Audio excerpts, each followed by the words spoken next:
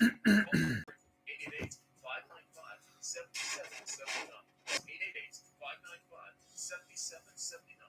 today's edition of the Real Estate Show.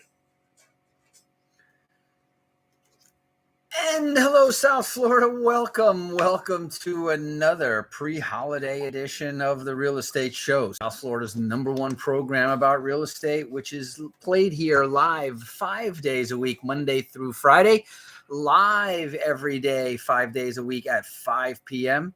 And right here, we are available 5 different ways: on the AM, the FM, on the Real Estate Show apps. In fact, on the radio apps that you can download. Also on our website and also at Facebook Live. So if you want to check it out on our Facebook Live, just go to facebook.com/The Real Estate Show, as if it was all one word. If you want to watch it online, literally anywhere that there's internet access, just go to automaticlandlord.com. That's automaticlandlord.com. And then click on the Real Estate Show tab at the top there. You'll see the drop down. You can pick from Listen Live if you're there at 5. You can listen to it on demand. Any of our previously recorded shows are all there, all available on demand, literally years of recordings back there. And you can even download the podcast version of it and take it with you and listen to it offline. So here we are, midweek. The midweek report on our Wednesday. And we're going to pick up where we left off yesterday when we were talking about the different trends going on right now that are setting up a really good 2022. And barring any unforeseen surprises, maybe that's a little bit redundant, right? Unforeseen surprise. We're going to see a very good year for real estate, and we want to make sure that the Real Estate Show and all of our listeners have a good shot at it. And so we want to talk about a couple of the things that we think right now are big trends. And then if we have some time, we'll hit a couple of other headlines and pretty much set us up here for the final 2 weeks of the Real Estate Show of 2021. It's hard to believe that the year 2021 is about to be wrapped up, stored into the archives of history, finito, and we're off and going to 2022. How many of you remember the millennium bug and how everyone thought that when we were going to leave the 1900s that all pandemonium was supposed to break loose, that all of the computers were going to stop working, ATMs, gas pumps, anything that had to do that had a date or computerized that didn't know how to roll over from 1999 to 2000 because they weren't built for that. Kind of funny to think about it in retrospect, but it was a big business. A lot of companies made a lot of money going in and auditing and fixing the millennium bug. Well, that was 22 years ago, ladies and gentlemen, 22 years ago. A lot has happened, some up cycles, the real estate bubble of 2007 and 8. Then you had sort of the Great Recession from 2008 into the early teens. And then we've had, just a great recovery. Today, real estate values are above what seemed like nowhere's land in real estate when they had talked about that we had a 15 to 20 year backlog of properties. Well, that didn't last 20 years, did it? Remember, we're talking about the bottom of the market was around 2010. 2009, 2010, we kind of bounced along the bottom in 11, 12. We started to see the curve turn around. And still then they were saying we had at least a 15-year. So if 2012 plus 15 would be 27. And we've been having this boom market now since 18. So a little bit off, I would say. The real estate market has always been one of the main pillars of the economy. It's one that when the economy is showing good signs of employment, remember I said that, when employment is strong, real estate is strong, right? Because no paycheck means no money means no mortgage means no house for most people. And so, as you can see, we had some of the lowest unemployment in 2019, right before the pandemic. Then, all hell broke loose in March of 2020. Unemployment shot through the roof and hit nearly 14%, and then slowly, and then quicker and quicker and quicker recovered, so that today, what do we have? We have a really interesting situation. In fact, I had this conversation today with one of my business partners, and I'm trying to remember whether we ever had this conversation with you guys here on the radio. And it has to do with the employment. And if you remember, and you're probably hearing all around, that there's a shortage of labor out there. And in fact, there's a shortage of just about everything as a result of a strong economy. And also added or exacerbated by a supply chain disruption that happened during the pandemic. So a lot of factories shut down, and they found out, and this is worldwide, that when the factories opened up, there was a shortage of certain supplies. So as the supply chain goes along, right, you have to make chips in order to make computers, and the computers are needed in cars. And so if you're missing chips, you can make the cars with everything minus the computer and the chip. In some cases, they were able to make the computer, but still waiting for the chip, depending on where it is and how accessible it is in the construction. Whole other conversation. But think about it. Now we're in this situation where the supply will eventually catch up in those areas, especially in things which are automated and not so much labor driven. So I've been hearing my friends, the contractors, the plumbers, the electricians, the painters, and yes, they have supply issues too. Like there was a shortage of paint. There was a shortage of components. There was a shortage of just about everything at some point. Now less and less. Now, if you go to Home Depot, you can find almost everything, but labor, right? Labor continues to be the issue. And at the first, the conversation was, well, the problem was, and it's the government's fault, that the government had made the unemployment package, the stimulus package, so good that it wasn't worth working because it was better, it was more profitable to stay home, not work, collect unemployment checks than it was to go to work. And for a time, that was true for some people. But I think what most people have overlooked, and think about this now, is that while people were home, people didn't exactly just sit home on the sofa and watch The Price is Right. They had to put food on the table. They had to figure things out. And when unemployment and credit cards and those kind of things are running out, people get creative. One of the beautiful things about the American spirit is that we figure it out. And that's really what makes this country very interesting, and I think what makes it great. And so what people started doing was finding these different little side hustles, right? They were finding some way to make money doing little things. And some of the little things became substantial things. Some of the substantial things became big things. And some of the, when the companies laid off a lot of employees, those employees went out and started getting their own work.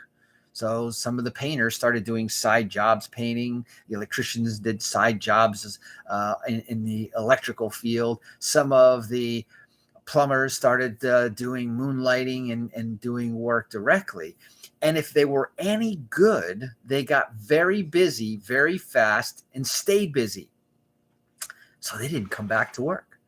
So it wasn't, while everyone is still pointing the finger at the government and at the quote unquote lazy people that are staying home collecting the unemployment, which no longer exists and hasn't been extended in quite some time, I think a lot of people miss the fact that the entrepreneurial spirit in the United States has been rekindled and a spark. So if you're one of those people out there that's saying this is all a big giant conspiracy designed to derail the American economy, if that was true, what I think you're seeing is the plan backfiring, because I think, and this is my opinion, because where's all the money coming from to buy all the things that everyone's Christmas shopping and, things are flying off the shelves and everything? Where's all the money coming from if people aren't making any money? Well, I'm going to tell you that, and this is my message to you here, that the entrepreneurial spirit, and we're starting to see that in other areas that are measuring entrepreneurial businesses and all the different startups and everything. And think about this, and this is where this all comes back and around for the real estate show. One of the best, one of the most original entrepreneurial side hustles, supplemental income sources, one of the best businesses that is both automatable, scalable, and unlimited is real estate. And one of the reasons why real estate is so strong is, where do you think a lot of the entrepreneurs have gone? And where do you think a lot more will be going and should be going? Because it's one of the last great unregulated, unlimited, you don't have to have even a high school education, let alone a college diploma. And there are all sorts of good reasons why real estate might be a very interesting place to go, which is why yesterday I announced, as I have been announcing, our January 11th Fearless First Time Home Buyer. Well, we're going to have a Fearless Investor Workshop the day after. So the first day is for the first timers. We're going to give you a head start. And then the next day, we're going to start talking with investors. And I think 2022 is going to be a phenomenal year for real estate investing, for real estate investors. And we're going to talk about where in the marketplace you want to be as a real estate investor. So that kind of brings us up to the middle of the show here. I want to get back on trail here so that we can start talking about those other major trends. But I'm going to tell you, if there is a biggest trend that nobody is talking about out there, this is us having our fingers on the pulse of what's going on. This is us being out there, not talking about real estate from theory, not talking about real estate from the sidelines, but from being in the field, on the field, and bringing it back right here to you on the Real Estate Show. Anyway, we're going to go ahead and take a quick break. Here are a few words from our sponsors. You're listening to the Real Estate Show. My name is Eric wILLNER. Don't touch that dial. We shall be right back. Hey, Tony, how are you?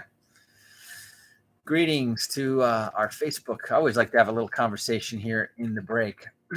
So what do you think of that conversation? Have you heard anyone else talking about that topic?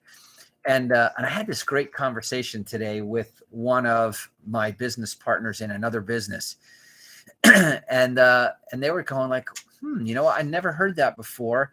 And it makes really good sense. And now that you say it, it seems to help connect a lot of dots that no one could connect. And the final thing, which they say, it's a lot healthier and a lot more positive to have that viewpoint, even if you're not right. I would rather think that way than to think that, our country is lazy, sitting on the couch, waiting for the next unemployment check, and nobody wants to work. Because that's not what I think is what's going on. The crazy danger is this, there's a certain group of people that are looking for the entitlements, make everything free, forgive student loans. Why don't you just forgive everybody's mortgage? Why don't you just take over all the mortgages? Not what you want to have happen. So anyway, we're getting ready to come back.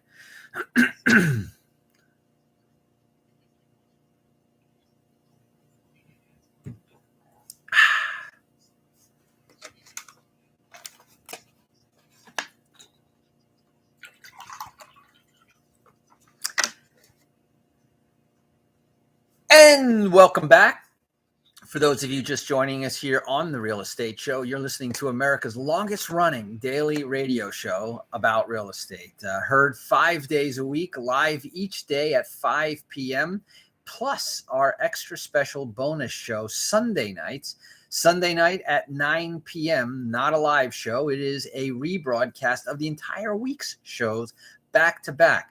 So if you're a regular listener, you know that each show is in some way interconnected. Our Mondays on a Mission sets the tone, sets the theme, sets the topic for the week. Tuesdays, tools, tips, and techniques. We take that topic and then we dive down into some applicable ideas that you can use in the real estate area. The tools, the tips, the techniques that we're actually doing, using, and employing in the marketplace right now.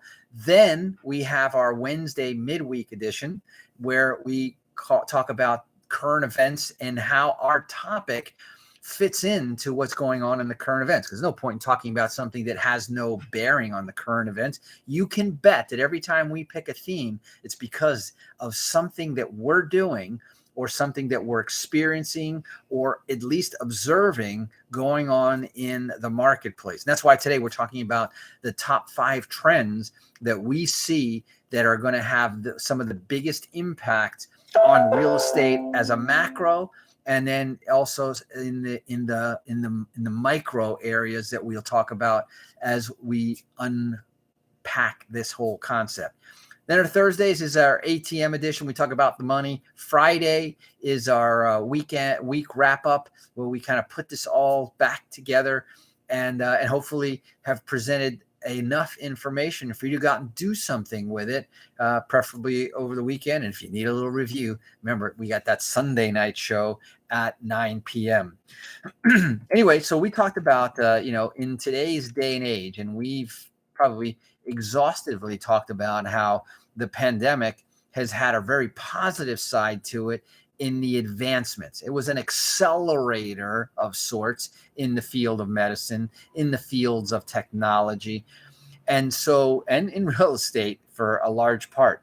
And these are the areas that we see are really being impacted by some of those advances. For example, mortgages.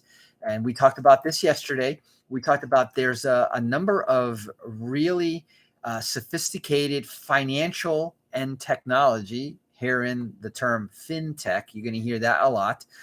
But there's these digital players, these electronic banks, and some of them are even now cloud banks. You don't see brick and mortar banks on every corner, but these are substantial players in the financial services arena. So the digital players, want to close mortgages more quickly. And even though the optimists say that the process will continue to, let's say, advance over the next coming weeks, months, and even years, that you're going to be able to get mortgage approvals literally in minutes. We brought it down where it used to take 30 to 60 days. That's a thing of the past, where you could get an approval and close in as little as 2 weeks. That's a reality. You could get approved in as little as 24 hours. That's now a reality. And the fact of the matter is, you could probably, if you were prepared, and that's where the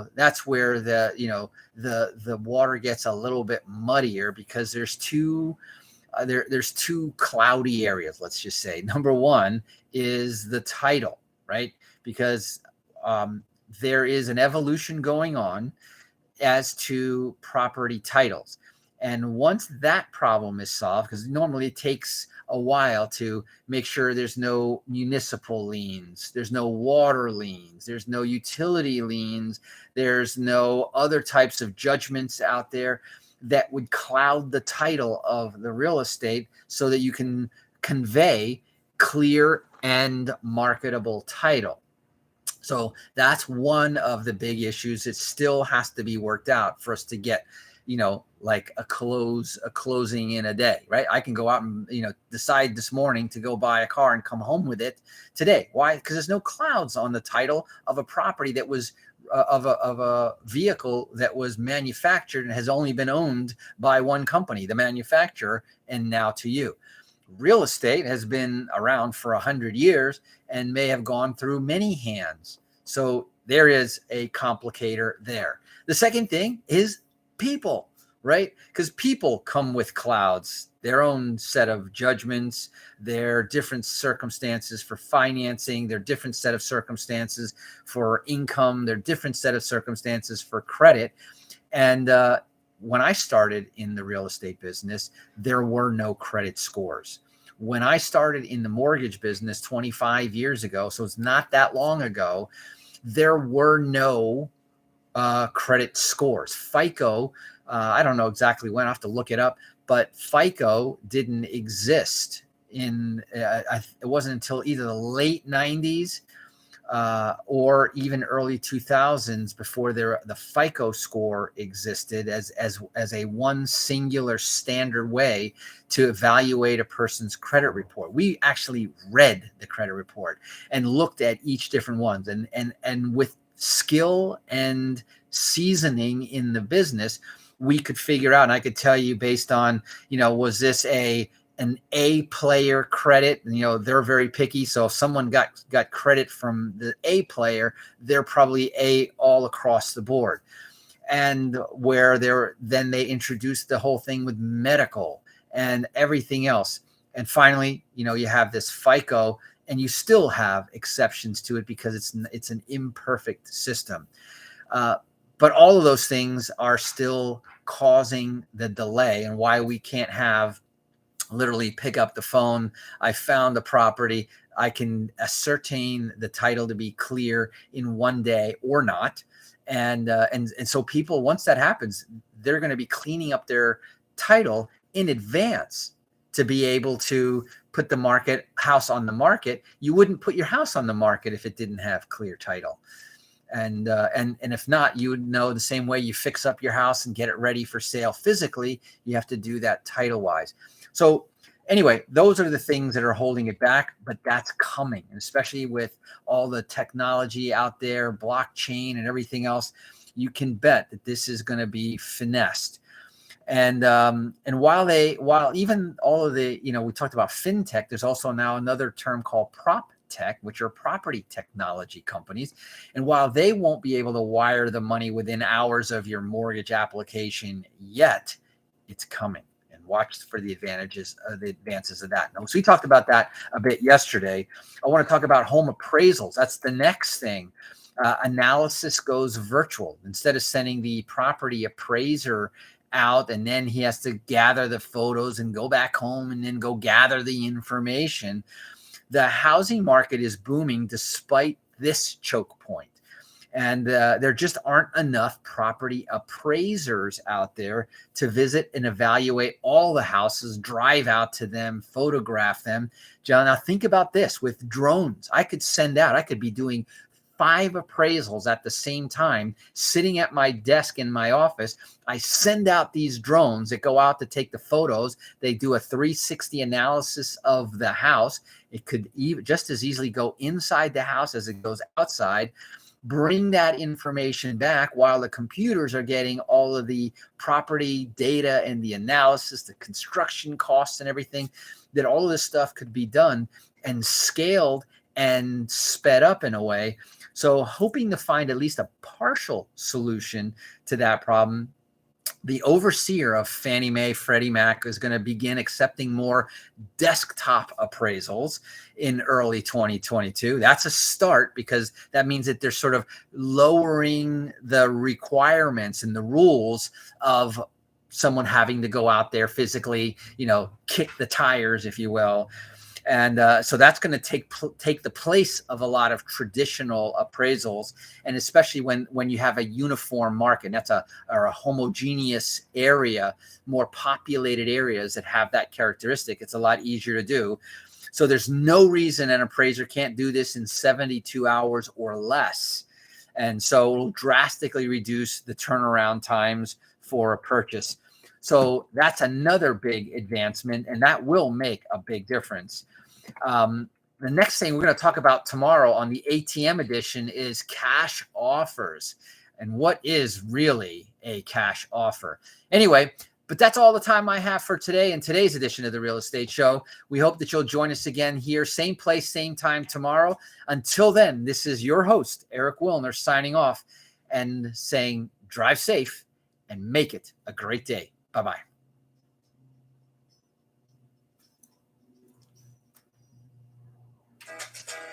Thanks for listening to The Real Estate Show, brought to you by Capital One Group, LLC. Tomorrow's going to be a good one. I'm really excited about the ATM conversation about this. If you have any questions about today's program or to arrange a consultation, call toll-free at 888-595.